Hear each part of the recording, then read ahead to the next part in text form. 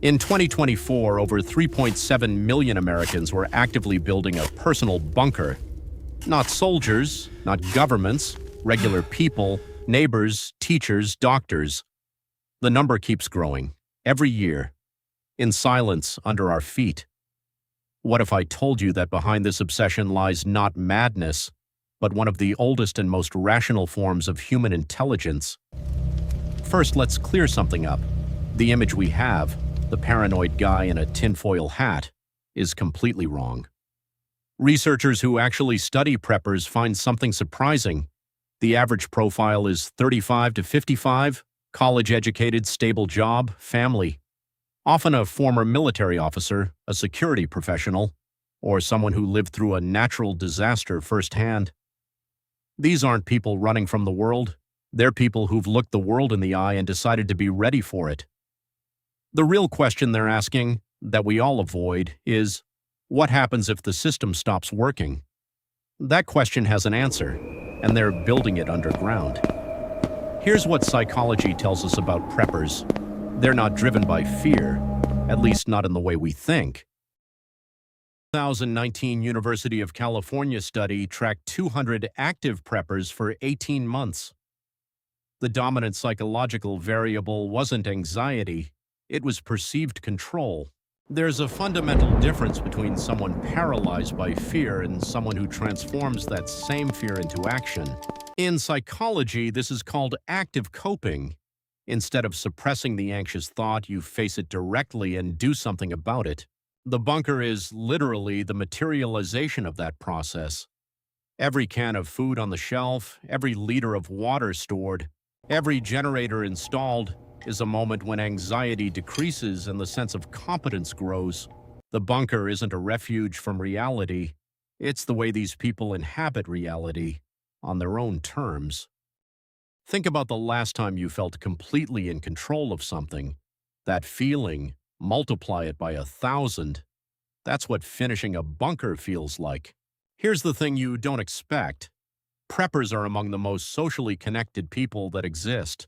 The image of the lone wolf in his bunker is almost always false. Prepper communities are some of the most organized and collaborative that exist.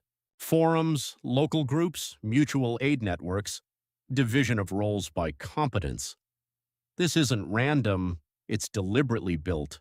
There's a term in sociology for this: resilience social capital. A network built specifically to function when normal networks collapse. Preppers build this deliberately, for years, before they need it. And this reveals something important. They're not just preparing for themselves, they're preparing for a group. The bunker isn't a place to hide from the world, it's a place from which to rebuild it. You may disagree with their premises, but there's something deeply human in this: the need to protect the people you love. The third thing psychology tells us about preppers is perhaps the most interesting. It touches something beyond material preparation.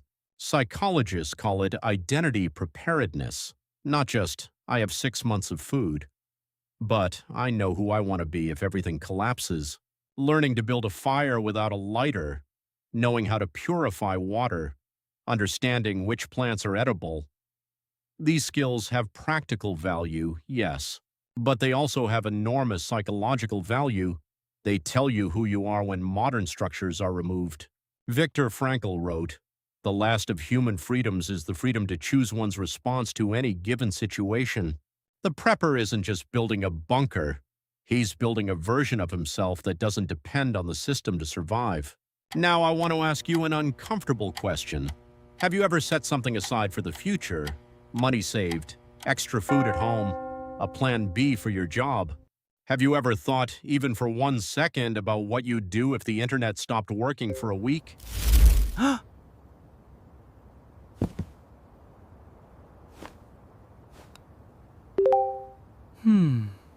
Then you already have a bunker, it's just smaller. The difference between you and the prepper digging under his house isn't psychology, it's just the scale. We all seek control in an unpredictable world. We all build our small fortresses of money, relationships, routines. His is concrete, yours may be something else. But the need is the same. and it's profoundly human. If this made you think, subscribe to Extreme Psyche. Every week, a new psychology at the limit. Next week, the psychology of people obsessed with the gym. Spoiler, it's not vanity. See you there.